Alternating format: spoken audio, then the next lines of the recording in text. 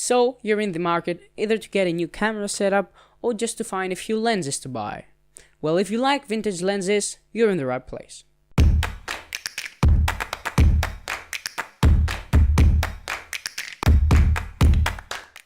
Vintage lenses are old lenses which were manufactured a long time ago and don't still exist in the market. So to get one, you're probably going to have to buy it used, usually from eBay. Now, what makes a lens vintage? A lens is called or named vintage when it has a really special effect and is obviously old. A really famous lens that has a special effect and is quite old is the Helios 44M-2. Its effect is that lovely surly bokeh. Also, most of the lenses that we find today for a great price are copies of original prints made by the Germans during World War II or by USSR, and are usually copies of most expensive Zeiss lenses, for example, or other brand names, and were originally made to be used for 35mm film and 16mm film, but are still being used with the help of adapters. Are adapters expensive though? Actually, it depends. Adapters can be extremely expensive, but this is mostly true for newer lens mounts. What I mean by that is that if you want to mount your Canon L glass to your Nikon body, you want all the features like image stabilization, aperture control, and autofocus, then you will have to pay a lot more for an adapter that supports all those features and communication between the body and the lens.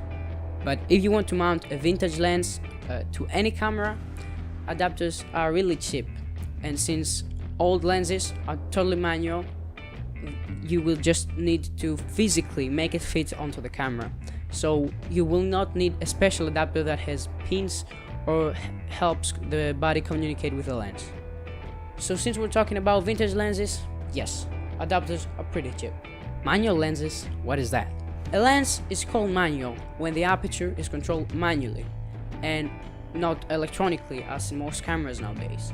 Also, there is no autofocus, and that may be a bummer for you, but I personally love manually focusing and generally having the ability to fully control my settings, although sometimes it might get a bit tiring and you may get a little slow to get that shot.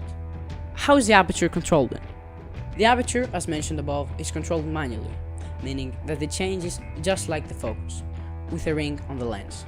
Now, this method has a great benefit. You can change your f-stop during a shoot really smoothly. Now, are old lenses worth it? Well, if you ask me, they're worth every cent.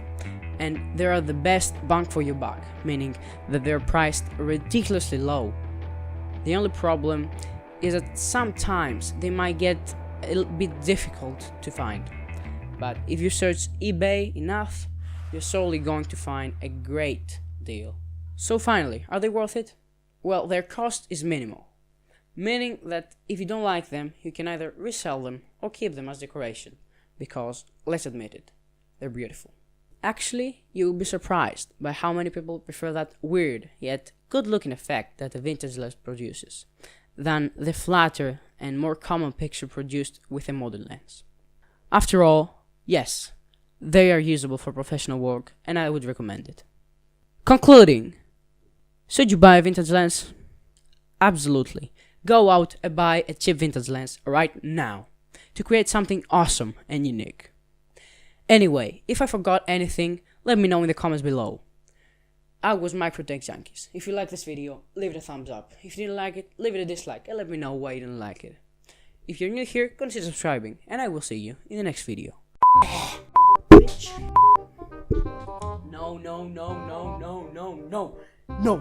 No.